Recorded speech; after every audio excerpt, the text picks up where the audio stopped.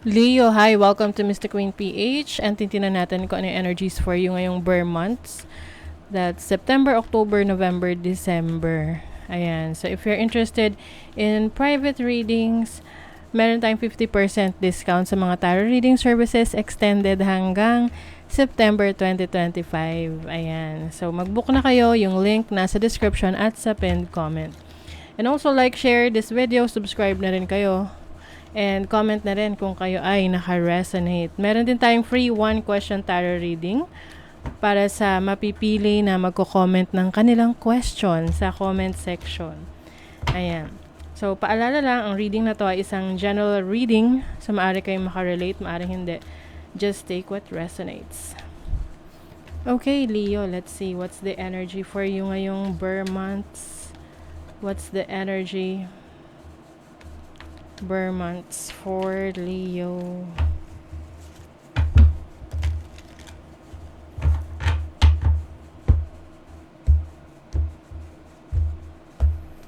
Okay, so this is the overall energy, challenge, opportunity, blessing. September, October, November, December. So let's see the bottom of the deck. Knight of Cups, okay. So ngayong Burr months, kung single ka, maaring merong person na darating sa buhay mo, romantic partner, potential na karelasyon. This can also be a nice offer kung ito ay sa career mo, sa business. Four of Pentacles energy, this is financial stability. Mas makakapag-save ka ngayong Burr months. Pwedeng hindi ka masyadong gagastos, no? More on saving your money for the future. You also have the King of Cups. Ooh. Wow. Okay, so maaring yung iba, if you are already connecting with someone, meron kang partner ngayon, and you are planning to get married, so pwedeng may marriage proposal. Oo. Yung iba naman, pwedeng mag-upgrade yung relationship ninyo. Pwedeng may engage kayo, ganyan, or papasok kayo sa isang seryosong relationship. Yung iba, pwedeng mag-live-in with your person. You have the Star, the Page of Wands. So, may pagka-explorer kayo ngayong Burr months. May mga new places, bagong lugar na pupuntahan kayo for experience, pwede rin for vacation. And then, merong wish na matutupad for you, no? I think ito yung hinihintay mong balita, magandang balita, na you've been waiting for so long, or ngayong taon na to, hinihintay mo yung opportunity na yan. And it's finally happening, no? Ino-offer na sa'yo yan ngayon. Yeah, with the Six of Pentacles, this is bringing balance into your finances. Yung iyong needs, yung iyong let's say, yung iyong income. Yan. Mababalanse mo yung pasok ng pera tsaka paglabas ng pera. You will also focus on your family. Focus on resources mo. Kung ano yung pwede mong maitulong, ma-share sa ibang tao. You have the Ten of Swords. Yung iba sa inyo, meron kayong iiwanan na sitwasyon that is kind of stressful. This can be your stressful work kasi may closure na, may ending. Like a final, may finality na. Oo. Wow, Nine of Pentacles energy. This is definitely financial stability for you, Leo. So, congratulations. Overall energy is Temperance. So, you are healing. Ano man yung mga naging challenges mo in the past. Itong Burr months, it's a time for healing, a time for moderating things. Maari kasing mas nagbigay ka ng attention sa ibang bagay before. And ngayong Burr months, ibabalance mo na yung attention na ibibigay mo. You will also give yourself some time to recuperate, practicing self-love, self-care, time with your family, lalo na kung medyo naging workaholic ka nung mga nakaraan. And also, you are divinely guided, Leo. Merong mga ah, divine direction, no? Maaring redirect ka sa new path ng iyong life ngayon. Ayan. And then, your challenge is judgment. Ooh.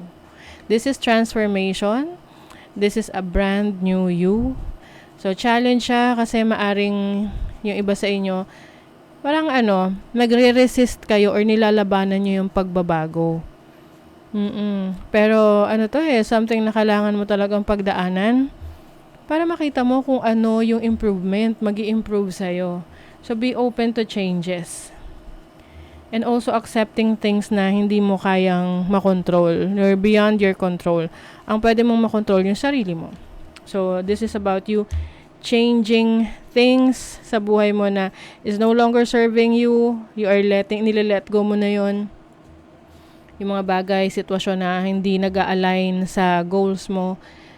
Parang inaayos, no? Sinusort mo yung life mo ngayon. And then, you are finally opening up to a new chapter ng buhay mo. And then, your opportunity is the moon. Oh, very deep connection sa sarili mo. This is also shadow work. So, maaring meron kang inaayo sa sarili mo. Mas nagiging aware ka, no, sa nangyayari, nagiging aware ka sa nararamdaman mo, kung bakit nagkakaganito ang sitwasyon sa buhay mo ngayon. You have the opportunity to learn, to grow, and to strengthen your instinct, your intuition, para pagdating ng decision making, mas maging madali para sa'yo na pumili ng best option. You're also embracing your emotions, yung feelings mo. May opportunity ka na protectionan yung sarili mo, alagaan yung sarili mo. Also, for those na, feeling nyo walang may pakialam sa inyo, but actually, meron, no? And minsan di natin talaga kailangan yung validation galing sa ibang tao. Tayo yung magbabalidate ng sarili nating feelings. And it doesn't matter kung hindi yan maintindihan ng iba. Importante na iintindihan mo yung sarili mo. Your blessing is, Queen of Cups. Very creative and compassionate. I think your emotions will play out, no, ngayong Bear months. Mas malakas yung magiging pakiramdam mo. Like, pwedeng mas magiging sensitive ka sa ibang bagay. Pwedeng maiiyak ka kaagad kapag meron ka mapapanood, mababasa, or makikita na nakaka-relate ka. So, embrace mo lang yon. Acknowledge mo yung emotions mo. It's okay to feel it. Yes. And your blessing also is about your creative talents and skills. Maaring meron kang creative projects on the horizon that will bring you fulfillment. So, September energy is the Emperor. So, this is putting things in order. May mga plano ka. Pagiging disiplinado. May structure. May plano.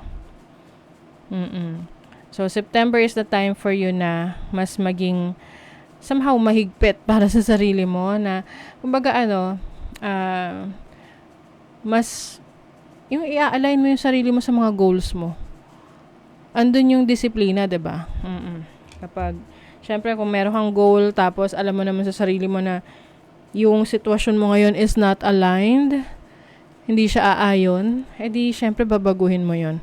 You need to discipline yourself and to put structure para ma-achieve mo yung plans mo, yung goals mo. And then October is the Strength card. This is your energy. Pagkakaroon ng lakas ng loob. The strength and control rin. So, kumbaga mas mapapakita mo sa sarili mo sa ibang tao kung gaano ka kalakas, kung gaano ka katatag, kahit na may mga pagsubok at pagbabago kang pinagdadaanan, mas lalo kang lumalakas dahil doon. And then, November is the Ace of Cups. Oy, new beginnings. I see also may kapatawaran, no? Maaring meron kang patatawarin or merong may kipag-ayos sa'yo. Peace offering, ganyan. Can be someone na nagkaroon kayo ng fallout or nag-away or hindi naging maayos yung kumbaga walang closure, so ngayon you're bringing the closure. Yung iba naman, this can be a start of a new relationship para sa iba sa inyo. And then, yung iba, pwede rin din itong yun nga, new source of happiness, pwedeng baby, pregnancy. Yan. If you are sexually active. So, kung ready ka na, congratulations. If you're not, be careful. And then, December energy is the Queen of Wands. Oh, you are in your own element. So, this is Leo energy, and Leo is the Queen of Wands. Ano rin to? Energy ng mga fire signs. This is about, alam mo ilang beses yung creativity dito. I think December is the time na mas magagamit mo yung creative talents and skills mo. Some of you maaring merong leadership role. Mas magiging kayo, parang mas go-getter. Yan. Fast moving. Yung kumbaga mas assertive ka ngayon to achieve your goals. Pagdating ng December. Okay, so let's see. Pagdating sa kaperahan, money, career, finances for Leo. Money, career, finances. Oh, diba? You have the Magician. The Magician is power. This is also your showcasing yung mga talento at abilidad mo. Unlimited potentials. So, when it comes to your career, marami kang potential, marami kang pwedeng i-explore, i-improve sa yung trabaho, sa career, sa finances mo. Merong dalawang major na opportunities pagdating sa trabaho mo, sa career, sa finances mo, na kumbaga doon ka tataya. Oo. Para i-pursue, pagyamanin. Ace of Cups, new source of happiness talaga. So, yung iba sa inyo, ang new source of happiness nyo ay sa trabaho. Maaring may bago kang inspiration sa pagtatrabaho or pagbe-business. May celebration din dito. Celebration of an accomplishment sa trabaho. Sa love life, 9 of Wands. O yung iba sa inyo may mga pinagdadaanan sa relationship. Meron kayong ika-cut off, hatanggalin sa buhay nyo. Because this person is not really performing well sa relationship ninyo. Whether this is romantic connection, friendship, sa family. I mean, nakakalungkot pag inisip mo kasi maaring nag-expect ka dito sa tao na to. Pero it seems na this person ay hindi nagsi-step up. Na-frustrate ka lang. So, some of you, medyo magte-take a step back, iiwas. It's either iiwas ka or ika-cut off mo yung person na to. At mas gagard mo yung sarili mo. Here and now, yes. So, you are focused on the present moment. Siyempre, every moment is the present moment, di ba? Yung a few seconds ago is already in the past. So, para sa'yo, napaka-importante nung mga magagawa mo sa present moment. Mas nagiging flexible ka rin. Ayun nga, maaring meron kang pag-aaralan, idadagdag na kaalaman, abilidad, skills, all that glitters. I feel like marireveal sa'yo yung intention ng isang tao. Yung kumbaga yung totoong ugali. Yung totoong intention, yung totoong siya. Great passion. This makes sense kasi labas ng labas ang wands and creativity. So iba sa inyo matutuklasan nyo pala ngayon kung saan kayo magiging passionate, or yung iba sa inyo alam nyo na kung ano yung passion nyo, and then mas dun kayo magbibigay ng focus. Take care, enemies are working against you. Ayan, maging maingat. I think yung iba sa inyo, kilala nyo na kung sino to. Kasi nga may i-reveal sa inyo yung intention ng isang tao sa inyo. Climbing towards success. This is really great. No, ngayong Burr months, may kita mo yung improvement sa mga ginagawa mo ngayon, no, sa mga pinupursu mo. And you will definitely see kung ano yung mga pag-unlad at pagbabago na yan. Okay? So, let's see the final message for Leo. You are the light. Ay, ang ganda. It is safe to step fully into your light. See? Step fully into your light. May mga times na parang takot ka na sumubok. Takot ka na mag-explore. But actually, marami kang kayang gawin eh. Yung iba natatakot lang sa mga bagay na hindi kayo pamilyar, hindi kayo sanay. Andun yung adventure. Ayan, no? Free spirit. Give yourself the space and freedom to express your creativity. Grabe, alam nyo, Leo, sa astrology kasi, ang Leo is creative, no? So, you are finally stepping into your own power using your creative talents, skills, creative ideas. So, go for it. Okay? So, that is your reading, Leo. Thank you so much. See you again.